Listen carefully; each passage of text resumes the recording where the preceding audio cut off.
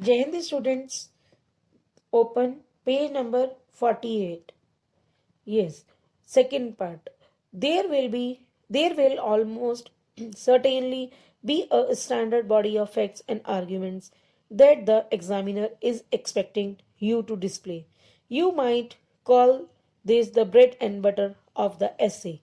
Make sure that you set this out clearly and crisply in the essay. Means वहां लगभग निश्चित रूप से एक स्टैंडर्ड फैक्ट्स होगा जो आपको प्रदर्शित करने के लिए उम्मीद कर रहा है कि वह आपको निबंध एवं वेज का मतलब जो रीडर है सॉरी राइटर है वो एग्जामिनर उससे बोलता है मतलब ये उम्मीद करता है कि वो जिस टाइप से ब्रेड एंड बटर मतलब जिस हिसाब से ब्रेड एंड बटर का एक साथ होता है उसी रूप से उस चीज को वो स्पष्ट करे और उसी रूप से कुरकुरा रूप से निबंध में उठाए गए मुद्दों के रूप में पढ़ सकते हैं.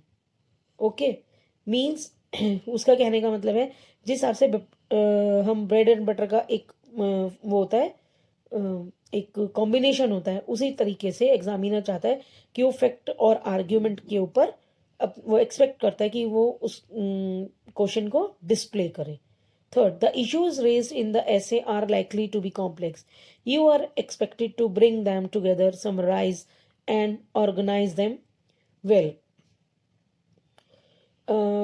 जिस प्रकार से मतलब कोई भी इशू रेज होता है एसे में और are likely to be complex और वह निबंध जटिल होने की संभावना मतलब उसमें संभावना रहती है कि वो कॉम्प्लेक्स होगा जटिल होगा.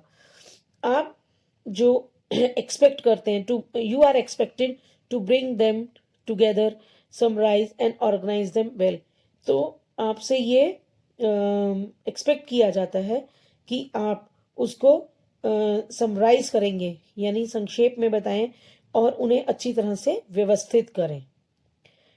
Fourth, keep the excitement and the interest in the essay alive so that it is at no point boring for the reader और for your teacher.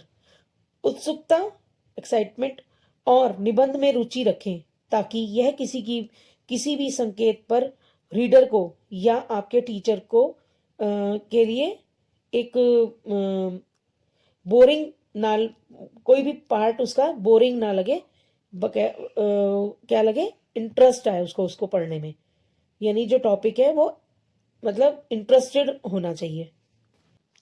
Now that you know how to think when you draft an essay, how can you make sure that your essay conveys the impression that you have the knowledge and skills outlined above?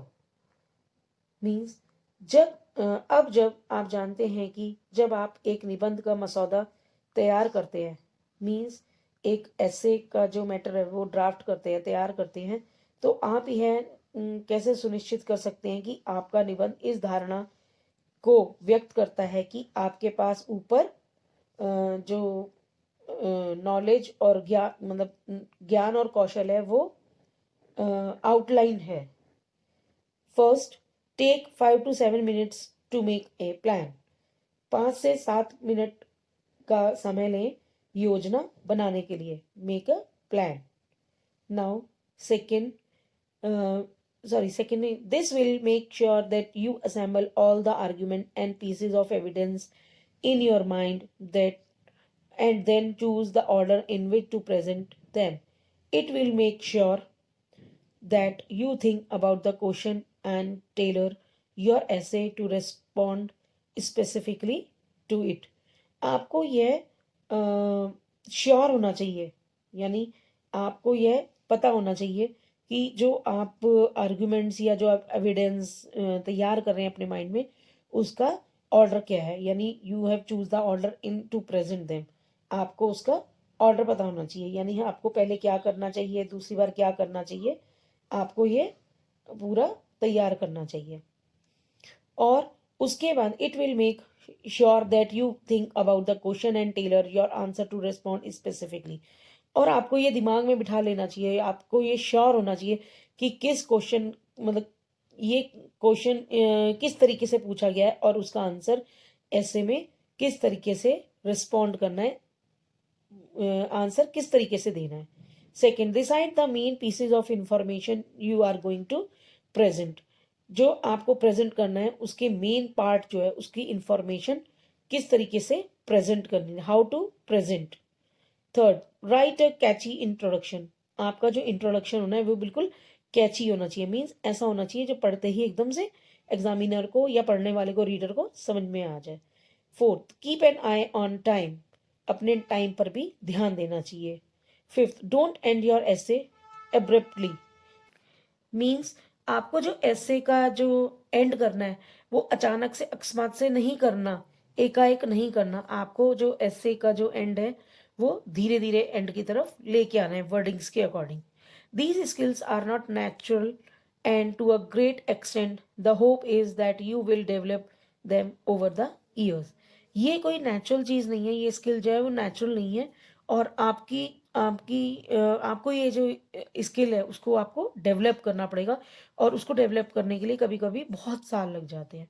One one way of structuring each paragraph in an essay is to follow the four FORE approach. FORE means निबंध के में प्रत्येक अनुच्छेद को means मतलब बनाने के लिए, स्ट्रक्चर करने के लिए करने का एक तरीका है, वो क्या है, फोर FORE अप्रोच का अनुसरण करना। Four means F stand for facts, your opening statement. Means F stand for facts, आपका प्रारंभिक वक्तव्य, statement. O stand for opinion, what is your opinion on the fact. Means जो O स्टैंड फॉर ओपिनियन यानी राय, O राय के लिए खड़ा है, इस तथ्य पर आपकी क्या राय है। R stand for reason, why you have stated the opinion. Means R का क्या कारण है, आपने उस राय को क्यों कहा है। E is an example, the context in which that particular opinion can be applied. E एक उदाहरण है, वह संदर्भ जिसमें उस विशेष राय को लागू किया जा सकता है। Once you follow this structure, you will realize that it is a very convincing argument that you are putting forward in the essay. Means एक बार जब आप इस संरचना का पालन करते हैं तो आप महसूस करेंगे कि यह एक बहुत ही ठोस तर्क है जिसे आप निबंध में आगे रख रहे हैं। Remember the words you use also matter.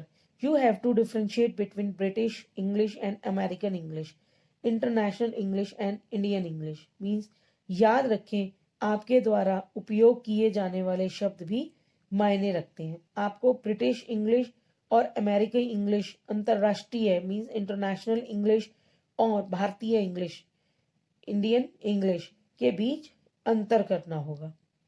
Okay, now turn to page number 51. How to write a report. The components of a report are how to write a report मतलब एक रिपोर्ट कैसे लिखें। ठीक है, परिचय एक रिपोर्ट के components है। The components of report, report के कंपोनेंट्स क्या क्या हैं। First, introduction.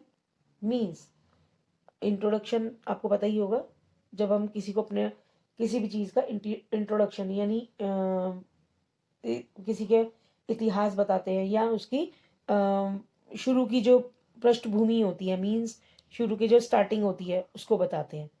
Second, purpose and scope, limitation, assumption and method.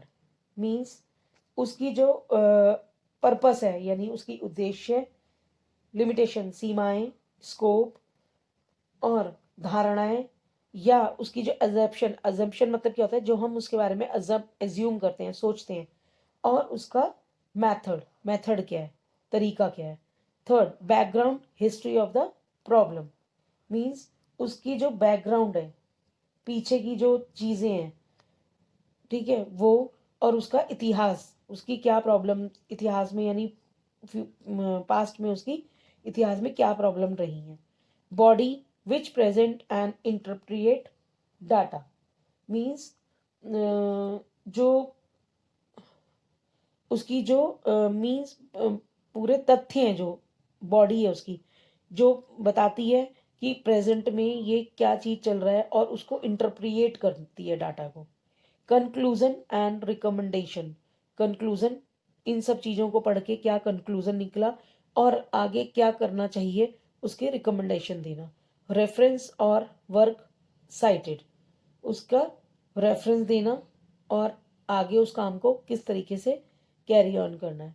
और अपेंडिक्स, यानी उसमें क्या क्या चीज़ें यूज़ हुई हैं। Which increase realise on social media as a primary form of communication. There is an old school skill that is lost amongst many of today's job applicants. The ability to write clearly and with purpose.